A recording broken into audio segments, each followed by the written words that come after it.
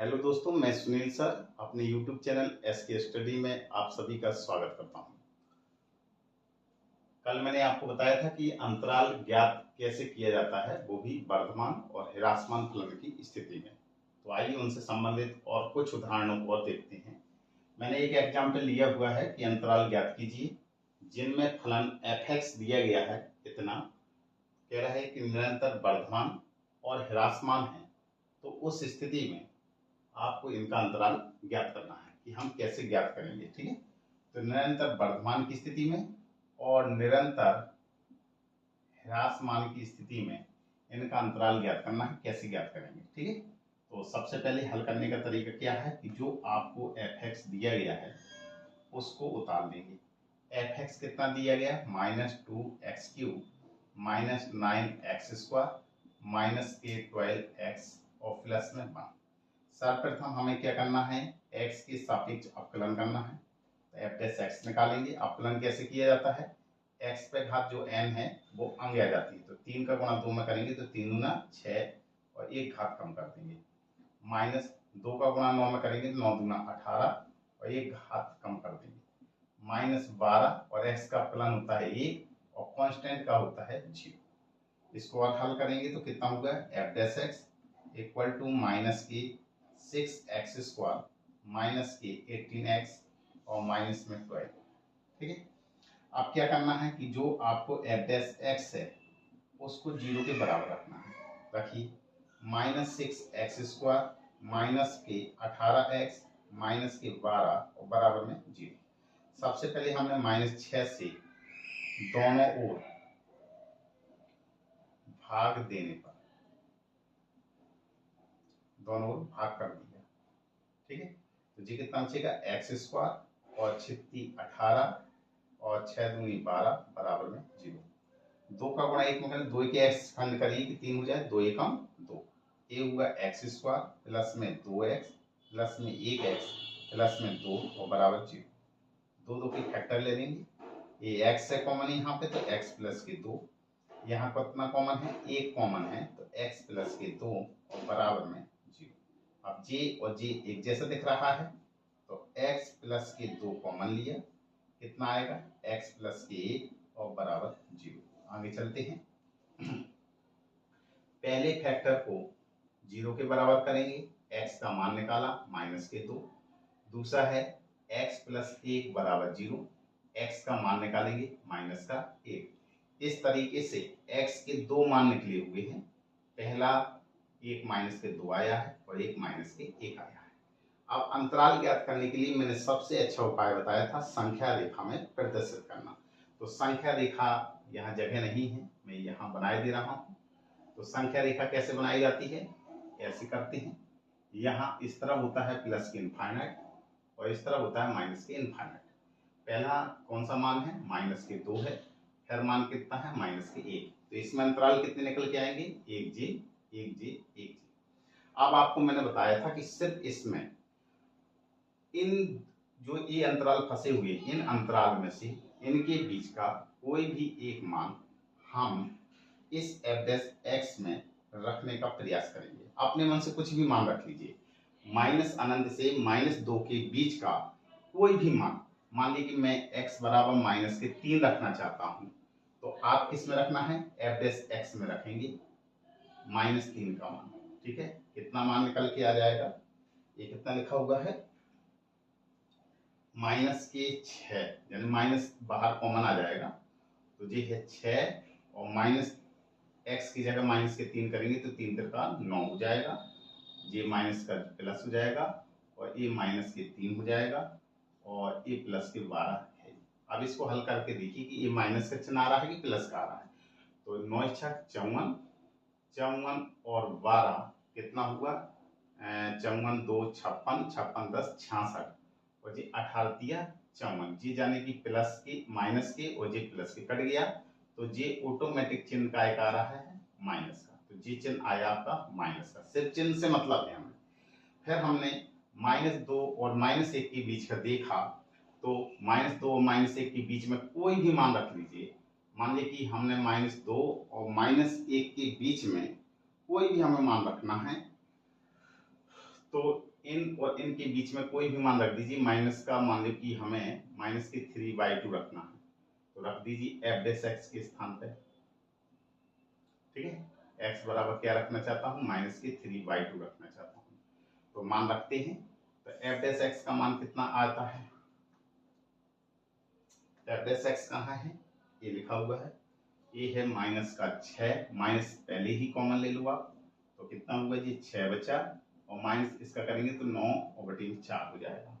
ये प्लस हुआ और ये 18 और ये 3/2, लेकिन काय का, माइनस का, और ये आपका पहले से ही प्लस के 12, तो ये कितना हुआ 6 2 6 और 2 गुना 4, 27, ये हुआ 27/2, और ये हुआ 2 18, जे माइनस के 27 और प्लस में 12। तो हल करेंगे तो माइनस जे माइनस के 27/2 बचेगा और प्लस में 12। हल करेंगे 12 दूना 24, माइनस के 3/2 और माइनस का चिन्ह ए है तो प्लस का 3/2। आपको मान से निकालने से कोई लेना देना नहीं है, सिर्फ आपको चिन्ह से मतलब है। अब -1 और अनंत के बीच का कोई भी मान रख दीजिए। मैं चाहता हूँ एक्स की जगह 0 रखूँ, तो एफ डैश एक्स का मान अगर हम निकालेंगे तो एफ डैश एक्स का मान कितना निकल के आएगा, माइनस बाहर कॉमन है, एक्स की जगह 0 मान रखना है, तो ये पूरा 0 हो गया, ये पूरा 0 हो गया, और ये प्लस के 12 बचा, तो आंसर कितना निकलेगा, माइनस के 12। इसका मतलब ये इसमें चिन्ह का आएगा माइनस। ये जो आपने यहां से लेकर यहां तक जितना भी मान रखा हुआ है, ये सब आपको रफ में कार करना है। क्या करना है, रफ कार है, और इसको हटा दीजिएगा। ठीक है, ये सिर्फ क्या करना है, रफ में कार करना है। तो आपका अंतराल क्या फंसा हुआ है, अंतराल आपको मात्र लिखना है। तो अंतराल कैसे लिखेंगे, तो अंतराल के लिए क्या लिखेंगे, सबसे पहले अंतराल,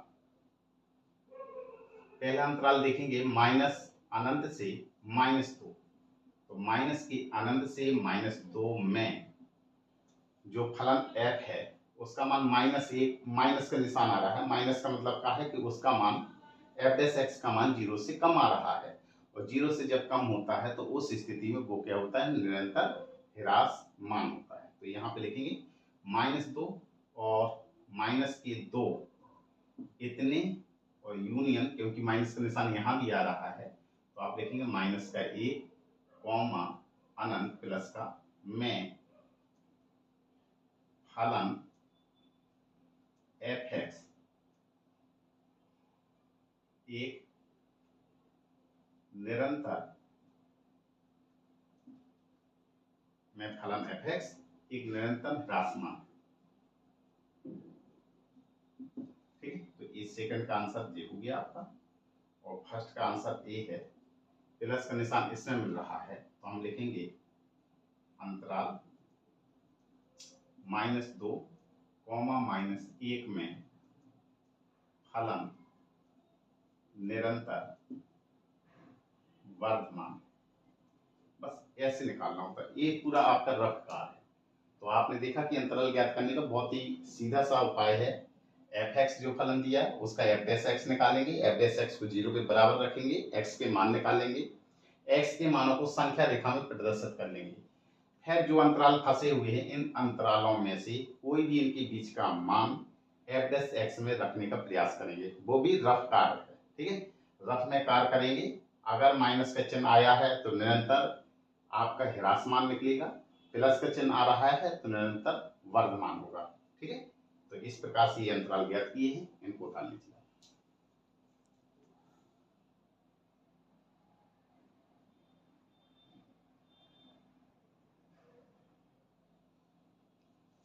जैसे एक और एग्जाम्पल लिया है कि सिद्ध करो कि फलन एफ एक्स, सबसे पहले जो फलन दिया गया है उसको उतार लीजिए। एफ एक्स बराबर लिखा है log cos x। आपको दिखाना है कि इस अंतराल में 0,π/2 में निरंतर ह्रासमान है और इस अंतराल में निरंतर वर्धमान है। चलिए सबसे पहले तो हम क्या करते हैं, इसका एफ डैश एक्स निकालेंगे, यानी एक्स के सापेक्ष अवकलन। तो log x का फॉर्मूला क्या होता है, 1/x, और x के स्थान पे कितना मान है, cos x। जिसको x माना है उसका भी अवकलन करेंगे, तो cos x का अवकलन करेंगे तो कितना होता है, माइनस के sin x।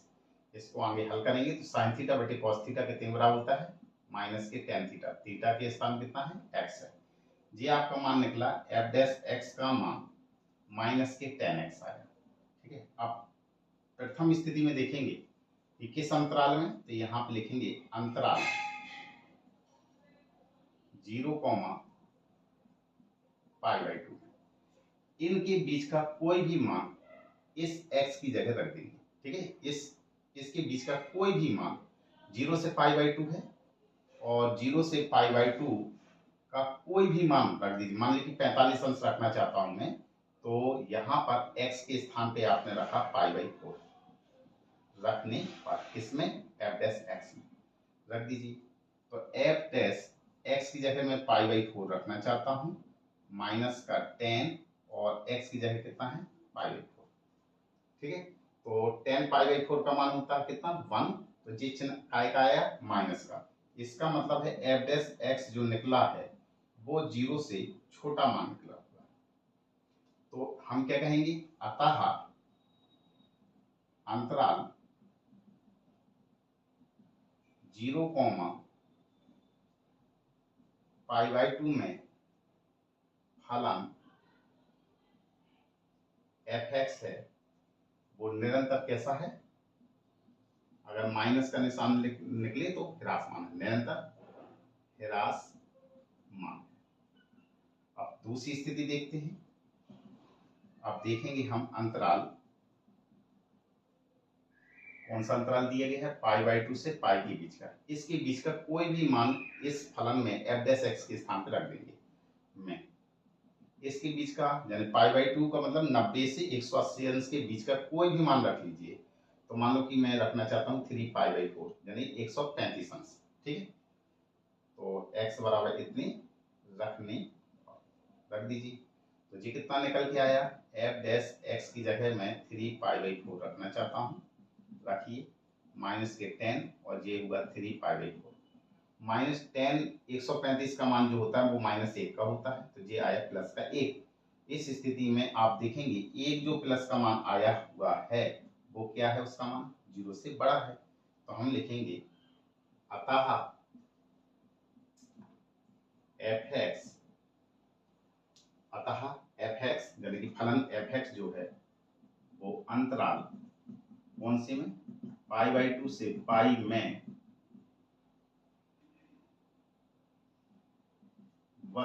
निरंतर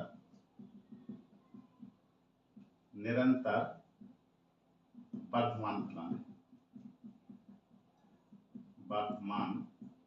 फलन। ठीक है, ऐसी कंडीशन निकालनी थी, इसको उतारनी थी।